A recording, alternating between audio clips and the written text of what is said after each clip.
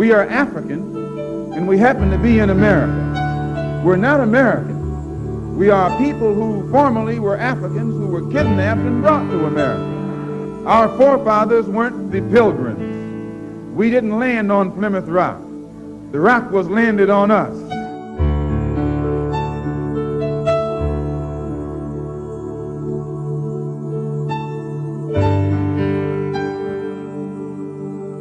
Farrakhan was very effective. I remember our march on Washington. I was in that, and Farrakhan had a great deal to say that made sense.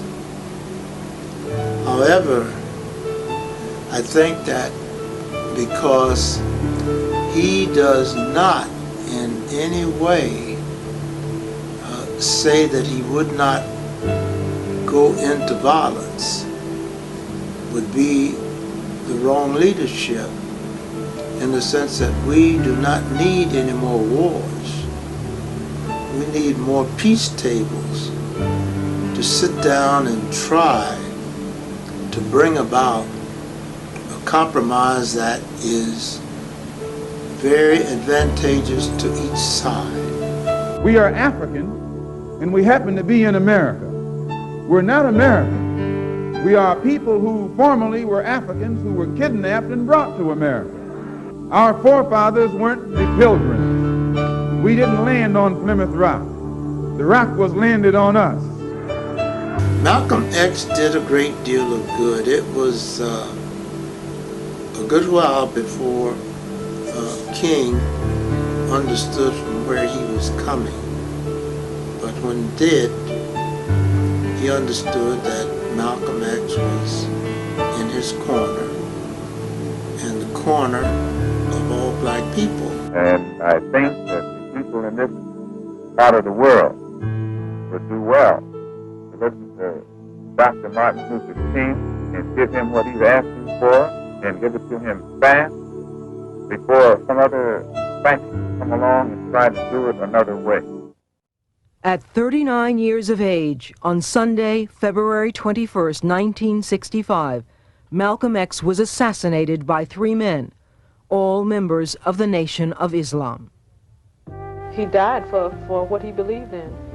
He believed with his whole heart, soul, and mind in the struggle of the Afro-Americans in this country. 1 week later, thousands would attend Malcolm X's funeral in Harlem. People were stunned by his death. Black America had lost a powerful leader. Born into a life of struggle and uncertainty, Malcolm X lived as a hustler and pimp, then as a fighter for his people, and finally a man of God. But the controversy sparked by his death would ensure that Malcolm X would not easily be forgotten. You know what he was playing with? No, he didn't. He didn't know what he was playing with. You don't jump up against a divine messenger of God like he did. He asked to die. And God obliged him. No, you don't understand. Like someone said, did you Muslims kill Malcolm? So the messenger said, and what if we did? He said, what if we did? Have you ever seen a leader scandalized like Malcolm scandalized Muhammad? Have you ever heard of anything like that? Don't you know if you scandalize a man who's loved and honored by the people, what are you asking for? You're asking for death. And he got what he asked for. And those who killed him, they weren't sneaking behind no damn counter. They came in the place where the man was preaching and killed him in front of his own followers. That's fearless men.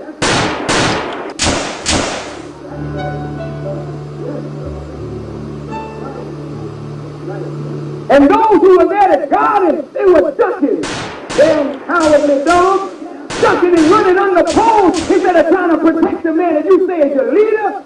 You damn punk, you don't have no leader.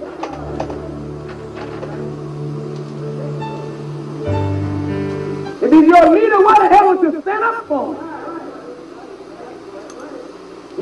all of a sudden they can serve you a dead man on a platter. And you eat him up as your leader, not knowing nothing about him while he was alive and know less about him now that he's dead. Way I see it, Malcolm is the victim of his own preaching.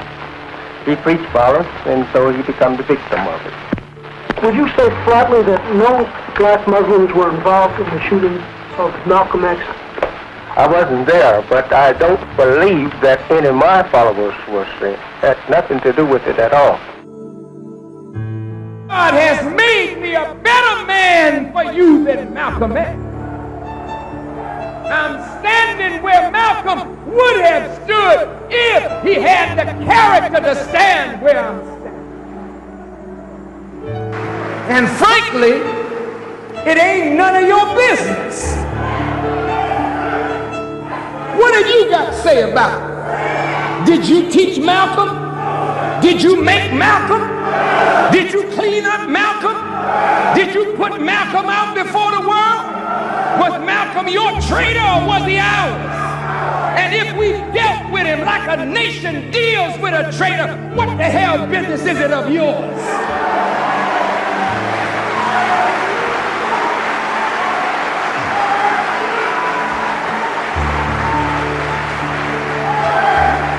You just shut your mouth and stay out of it. But the sad part is that when he tried to preach peace rather than war, he was killed. So there again is an example of the fact that going to war is the worst sort of problem solving that you can enter into.